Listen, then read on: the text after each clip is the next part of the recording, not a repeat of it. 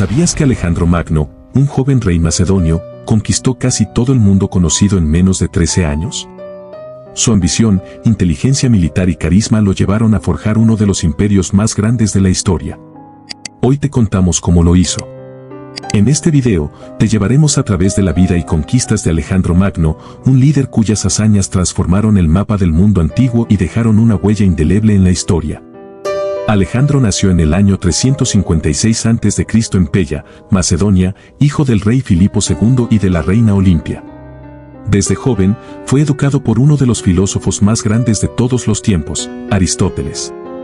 Esto no solo le brindó conocimientos militares, sino también una visión filosófica y política que influyó profundamente en su manera de ver el mundo. Alejandro no era solo un guerrero, también era un pensador.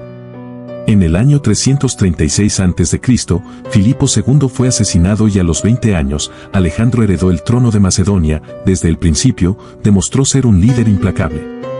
Aplastó rápidamente las rebeliones internas y consolidó su poder en Grecia. Pero su ambición no se detenía ahí. Alejandro fijó su mirada en el imperio persa, el más grande y poderoso en ese momento.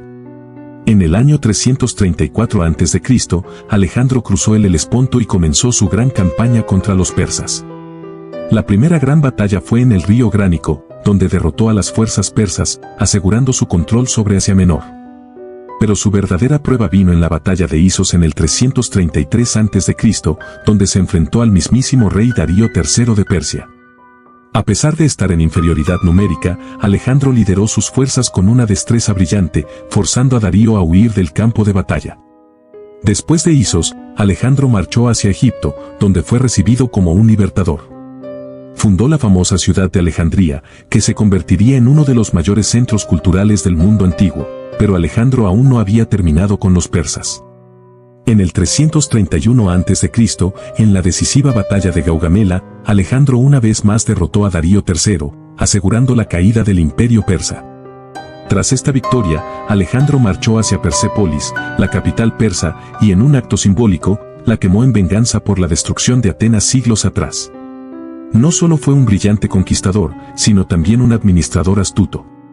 Alejandro integró a los persas en su administración y adoptó muchas de sus costumbres, lo que le permitió pacificar las regiones conquistadas.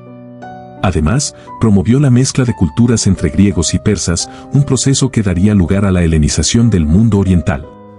Bajo su liderazgo, se fundaron más de 20 ciudades que llevaban su nombre, como Alejandría, las cuales se convirtieron en importantes centros comerciales y culturales. En el año 327 a.C., Alejandro decidió llevar su campaña aún más al este, hacia la India. Allí enfrentó la feroz resistencia del rey Poro en la batalla de Lidaspes. Aunque salió victorioso, la fatiga y las duras condiciones hicieron que su ejército se negara a continuar. Alejandro, finalmente, decidió regresar a Babilonia, pero su ambición de seguir conquistando nunca cesó. Alejandro Magno tuvo varias esposas, siendo la más destacada Roxana, con quien se casó en el 327 a.C. Roxana, una noble bactriana, fue una elección que combinó tanto el amor como una estrategia política para consolidar su poder en la región. Juntos, tuvieron un hijo llamado Alejandro IV, quien nació tras la muerte de su padre en el 323 a.C. Sin embargo, la vida de Alejandro IV estuvo marcada por la tragedia.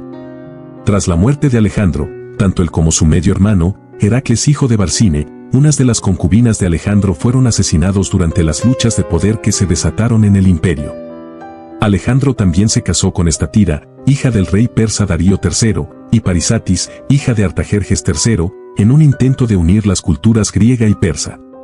Pero los destinos de sus hijos, Alejandro IV y Heracles, permanecieron trágicamente entrelazados en la violencia que siguió a su muerte. En el año 323 a.C., a los 32 años, Alejandro Magno murió misteriosamente en Babilonia. Las causas de su muerte siguen siendo objeto de debate entre los historiadores. Algunos creen que fue envenenado, mientras que otros piensan que fue víctima de una enfermedad, como fiebre tifoidea o malaria. A pesar de su muerte prematura, el legado de Alejandro perduró. Tras su muerte, su vasto imperio se dividió entre sus generales, lo que llevó a la creación de varios reinos helenísticos. Sin embargo, la influencia cultural y política de Alejandro continuó marcando la historia durante siglos. Su promoción de la cultura griega, La fundación de nuevas rutas comerciales y la integración de culturas dejó una marca indeleble en la historia. Alejandro Magno es visto hoy como el paradigma del conquistador.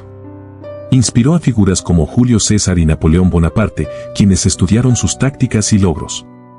Durante siglos, ha sido recordado como el grande no solo por sus victorias en el campo de batalla, sino también por su capacidad de unir culturas y extender la civilización griega por todo el mundo antiguo.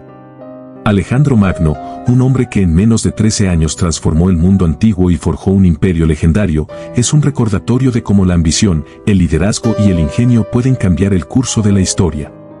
A través de su legado, Alejandro sigue siendo el conquistador inmortal. ¿Qué opinas de sus logros? ¿Crees que su legado aún resuena en el mundo moderno? No olvides suscribirte a nuestro canal y activar la campanita para no perderte nuestros próximos videos llenos de historia fascinante. Nos vemos en el próximo video.